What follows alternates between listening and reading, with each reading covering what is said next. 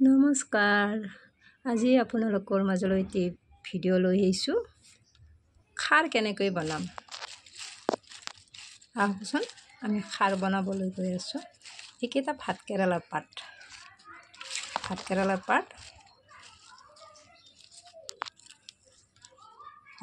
পাত মই ছিঙি আনিলোঁ আৰু মই কঁঠালৰ গুটি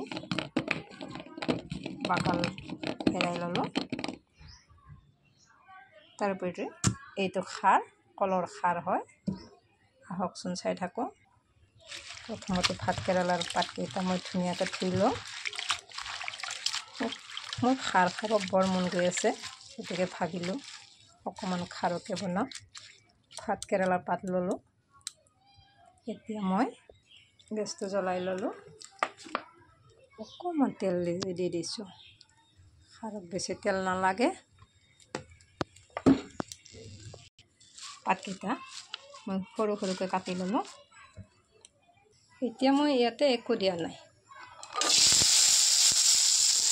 গুটিকেইটা বহাই দিলোঁ, কাৰণ খাৰত একো বেলেগ বস্তু দিব নালাগে।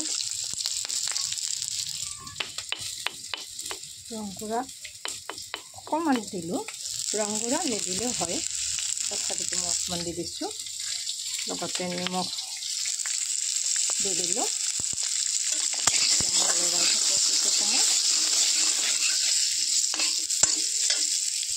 ইয়াতে মই কেইটামান কেঁচা জলকীয়া দি দিলোঁ।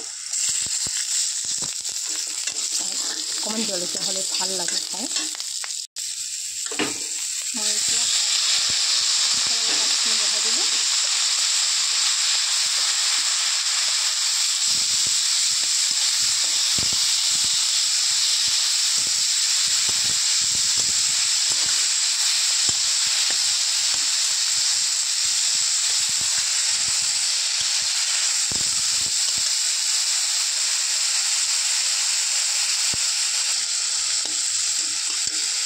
এতিয়া লগে লগে সেই খাৰটো দি দিছোঁ।